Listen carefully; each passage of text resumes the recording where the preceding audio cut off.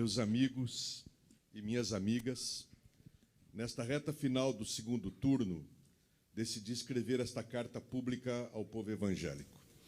A grande maioria dos brasileiros e brasileiras que viveram os 8 anos em que fui presidente da República sabe que mantive o mais absoluto respeito pelas liberdades coletivas e individuais, particularmente pela liberdade religiosa. Como todos devem se lembrar, no período de meu governo, tivemos a honra de assinar leis e decretos que reforçaram a plena liberdade religiosa. Destaco a reforma do Código Civil, assegurando a liberdade religiosa no Brasil, o decreto que criou o dia dedicado à Marcha para Jesus e ainda o Dia Nacional dos Evangélicos. Mantenho o mesmo respeito e o mesmo compromisso que me motivou a apoiar essas conquistas do povo evangélico. E o nosso povo sabe bem que cuidei com especial carinho dos mais pobres e injustiçados. E assim, sob as bênçãos de Deus, meu governo contribuiu para melhorar a vida de milhões de famílias brasileiras. Sempre penso, nesse sentido, no trecho bíblico que diz: a verdadeira religião é cuidar dos órfãos e das viúvas em suas dificuldades. Vivemos, entretanto, um período em que mentiras passaram a ser usadas intensamente com o objetivo de provocar medo nas pessoas de boa fé e afastá-las do apoio a uma candidatura que justamente mais as defende. Por isso, senti a necessidade de reafirmar meu compromisso com a liberdade de culto e de religião em nosso país.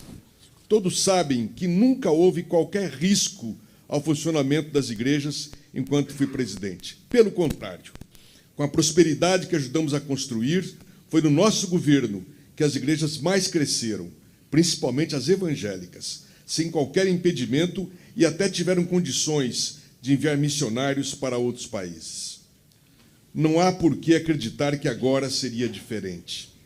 Posso lhes assegurar, portanto, que meu governo não adotará quaisquer atitudes que firam a liberdade de culto e de pregação ou criem obstáculos ao livre funcionamento dos templos. Envio-lhes esta mensagem, portanto, em respeito à verdade e ao apreço que tenho a esse povo crente no verdadeiro Deus da misericórdia e a seus dedicados pastores e pastoras.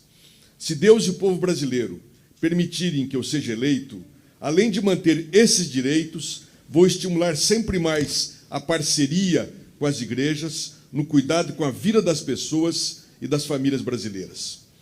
Sei muito bem que em todas as regiões do Brasil há igrejas com irmãos e irmãs que trabalham ativamente nas suas comunidades com a propagação do Evangelho e com o cuidado do povo, dedicando-se a tornar mais leve os fardos espiritual e social de milhões de pessoas. Declaro meu respeito e minha admiração pela fé, dedicação e amor com que os evangélicos realizam sua missão, seja na área da difusão do Evangelho, seja na área da assistência social, da proteção da infância, da juventude, das mulheres, dos idosos e das pessoas com deficiência. Da mesma forma, é bem-vinda a participação de evangélicos nas diversas formas de participação social no governo, como conselhos setoriais e conferências públicas. Em meio a este triste escândalo do uso da fé para fins eleitorais, assumo com vocês este compromisso.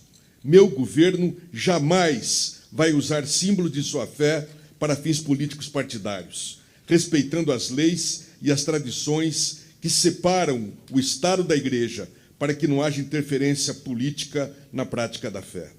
Esse é o ensinamento que a própria Bíblia nos dá: andar pelo caminho da paz com todos. Jesus nos mostra que a casa dividida não prospera. A religião é para ser respeitada e vivida de acordo com a livre escolha de cada pessoa. Portanto, a tentativa de uso político da fé para dividir os brasileiros não ajuda ninguém, nem ao Estado, nem às igrejas, porque afasta as pessoas da mensagem do Evangelho. Pois Jesus nos ensinou liberdade e paz, respeito e união. É disso que precisamos. E os cristãos evangélicos têm dado mostras ao longo da história de seu compromisso com a paz, seguindo o que Jesus nos ensinou: dai a César o que é de César dai a Deus o que é de Deus. Outro compromisso que assumo: fortalecer as famílias para que os nossos jovens sejam mantidos longe das drogas.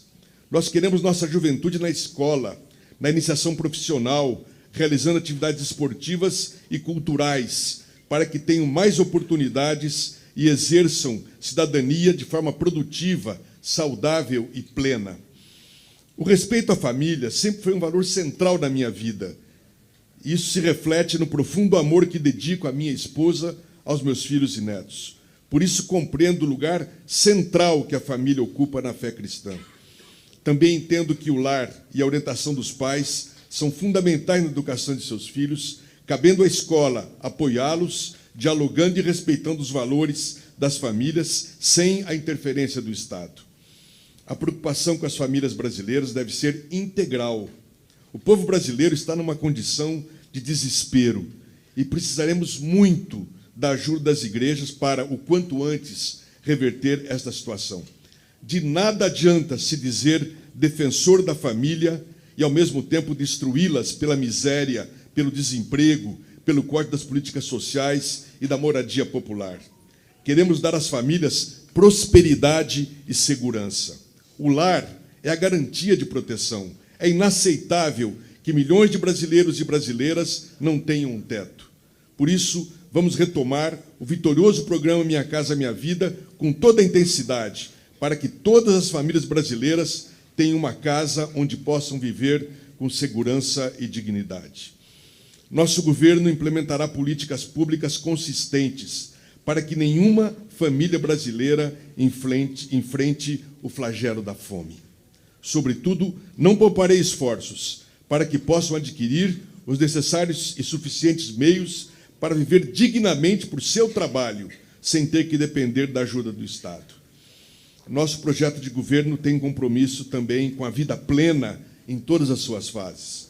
Para mim, a vida é sagrada, obras das mãos do Criador, e meu compromisso foi e será sempre com a sua proteção. Sou pessoalmente contra o aborto e lembro a todos e todas que este não é um tema a ser decidido pelo presidente da República, e sim pelo Congresso Nacional. Meus queridos e minhas queridas, peço que recebam essas palavras como uma demonstração do meu desejo sincero de servir, de ajudar e trabalhar pelo bem de nosso país. Estejam certos de minha estima e meu compromisso com todo o povo cristão do nosso país. Reitero meu compromisso, que é o mesmo de vocês: paz, união e fraternidade entre todos os brasileiros e brasileiras. Com as bênçãos de Deus, haveremos de honrar nossa dupla condição de cidadãos e cristãos, pois não há contradição entre elas quando o propósito é servir, buscando a paz e o entendimento. E digo tudo isso com muito amor pelo nosso querido Brasil e pelo povo brasileiro. Nisto conhecerão todos que sois meus discípulos, se tiverdes amor uns pelos outros. Juntos pelo Brasil. Luiz Inácio Lula da Silva.